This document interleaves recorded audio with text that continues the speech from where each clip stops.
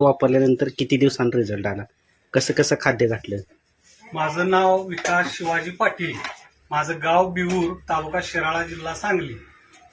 माझी ही म्हैस हरियाणा जातीची म्हैस आहे, हरियाणा मुरा. ह्या म्हैशीला पूर्वी आम्ही दूध व्यायलेली आणली होती हिला. आणि त्यानंतर ही 6 लिटरवर आणली होती. 10 लिटर माझ्यात दूध पिळलं. त्यानंतर गाप गेली. डॉक्टर जाधव साहेबांच्या मार्गदर्शनाखाली सगळी ट्रीटमेंट चालू असते.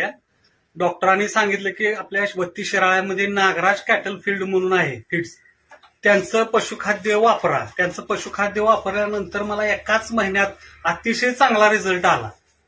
म्हशीच्या अंगावरची तकाकी, शिवाय तिची तब्येत सुधारली. दुसरी गोष्ट काचेची रचना तिची चांगली सुधारली. आता व्यायला झाल्या 2-3 दिवसात वेल. दुधाला सुद्धा चांगला फरक पडेल अशी अपेक्षा आहे. 14-15 लिटर दूध देईल अशी अपेक्षा आहे.